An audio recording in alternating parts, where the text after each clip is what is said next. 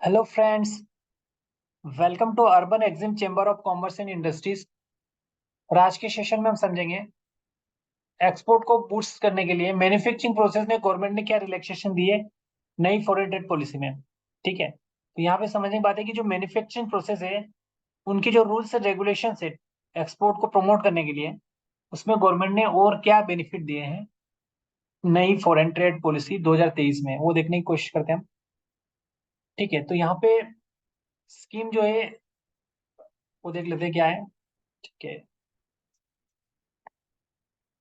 Prime minister mega integrated textile reason April park okay scheme has added the additional scheme to enable to claim benefit under CSP common service provider scheme of the export promotional capital goods।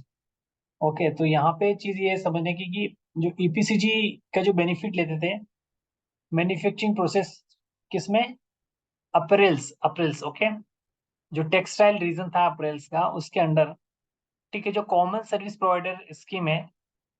ठीक है, तो जो export obligation के जो benefit थे वो इसको लेने के लिए एलिजिबल होंगे। ठीक है, पहले ये नहीं था कि जो एक्सपोर्ट में जो बेनिफिट मिलते हैं एक्सपोर्ट प्रमोशन कैपिटल गुड्स के, वो अप्रैल्स को भी मिले, बट अब वो जो क्लॉथिंग सेक्टर है अप्रैल हाउस टेक्सटाइल उनको भी ईपीसीजी की बेनिफिट मिलेगी कि वो भी कोई ऐसी मशीन इंडिया में इंपोर्ट कर सकते हैं।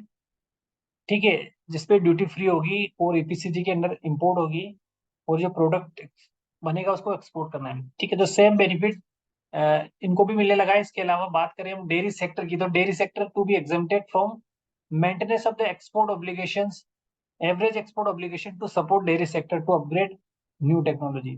ठीक है, तो पहले क्या था कि जो डेयरी सेक्टर था उसमें जो मशीन इंपोर्ट करते थे ईपीसीजी में, तो हम जो एक्सपोर्ट करते थे उसमें एवरेज एक्सपोर्ट भी मेंटेन करके चलना होता था।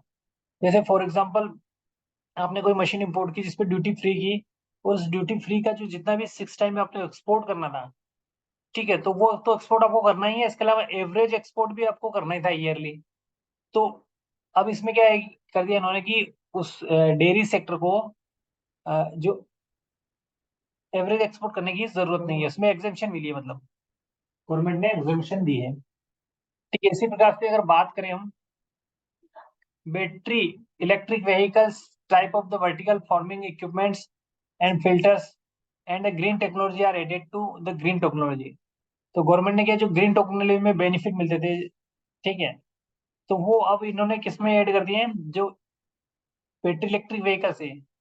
ठीक है, जो बैटरी से चलने वाले साधन है, जैसे आपका रिक्शा हो गया, कार हो गई, तो ये गवर्नमेंट जिन जिन ग्रीन टेक्नोलॉजी में जो बेनिफिट मिलते थे वो इनको भी बेनिफिट मिलेंगे एक्सपोर्ट के।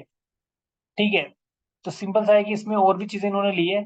वर्टिकल फार्मिंग इक्विपमेंट भी ग्रीन टेक्नोलॉजी में आ गए हैं। Water waste water treatment and recycling, ये भी ग्रीन टेक्नोलॉजी में आएगा। Rain water harvesting system green technology में आएगा। Rain water filter green technology में आएगा।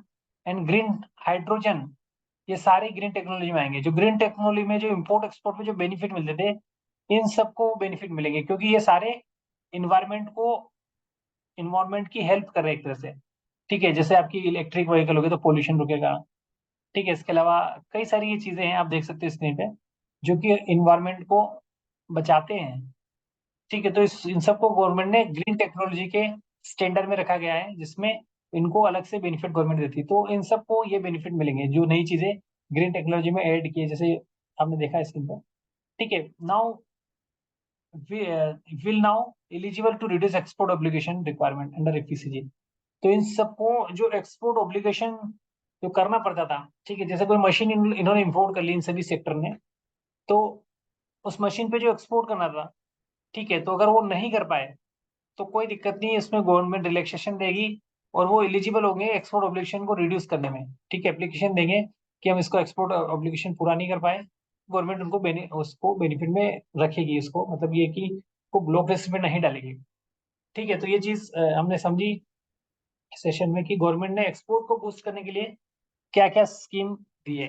तो आप समझ सकते हो कि कई सारे बेनिफिट्स होते हैं ईपीसीजी लाइसेंस के, एडवांस लाइसेंस के, जिसमें गवर्नमेंट बोलती है कि आपको उसका एक्सपोर्ट ऑब्लिगेशन पूरा करना पड़ेगा, तभी जाके आपको ड्यूटी फ्री होगी। फॉर एग्जांपल जैसे आपने कोई मशीन इंपोर्ट की ईपीसीजी के अंडर, ठीक है, तो क्या होगा कि पहले तो हम मशीन इंपोर्ट कर रहे थे, ईपीसीजी लेंगे उसका। ईपीसीजी क्यों लेंगे? क्योंकि हमें उसकी ड्यूटी फ्री करवानी है, हमें उस पर ड्यूटी नहीं देनी है, ठीक है। जैसे फॉर एग्जाम्पल हमने 10 करोड़ की मशीन इंपोर्ट की, तो उसका 30% आपको ड्यूटी पे करनी होगी, तो ठीक है, कितना हो गया आपका 30 करोड़? 30, 10 करोड़ का 30 लाख के लगभग, ठीक है। तो यहाँ पे 30 लाख ड्यूटी आपकी बचेगी अगर आप एडवांस लाइसेंस में इंपोर्ट करोगे। तो अब ये एडवांस लाइसेंस में ड्यूटी तो आप फ्री करा सकते हो, लेकिन इसके कुछ रूल्स एंड रेगुलेशन होते हैं, ठीक है। तो वो रूल्स एंड रेगुलेशंस आपको फुलफिल करने पड़ते हैं, कि जैसे एक्सपोर्ट ऑब्लिगेशन आपको करना पड़ेगा, मतलब कि जितनी ड्यूटी आपने सेव की, जैसे 30 लाख की सेव की, तो उसका 6 टाइम आपको एक्सपोर्ट करना पड़ेगा। उस ड्यूटी का 6 टाइम आपको यूएसडी में, उस ड्यूटी को यूएसडी में कन्वर्ट करो, और उसको फिर उसका 6 टाइम आपको 6 ईयर के अंदर एक्सपोर्ट करना होगा, ठीक है। तो अगर आप नहीं कर पाते हो तो गवर्नमेंट आपको उस पे फाइन लगाती है, ड्यूटी पे इंटरेस्ट लगा के पूरी पे करनी पड़ती है। लेकिन गवर्नमेंट ने जो भी एक्सपोर्ट को बूस्ट करने के लिए फॉरेन ट्रेड पॉलिसी 2023 में जो स्कीम दी है, उसमें ये कई सारे रिलैक्सेशन दिए गए हैं कि एक्सपोर्टर अगर नहीं कर पाता है तो उसको थोड़ा सा टाइम मिल जाएगा, उसको उसका जो ऑब्लिगेशन टाइम पीरियड है उसको एक्सटेंड कर दिया जाएगा। तो ये सारे बेनिफिट गवर्नमेंट ने दिए हैं, ठीक है। तो गाइस इस सेशन को हम यहीं पे खत्म करते हैं। Thank you for watching the session, have a nice day.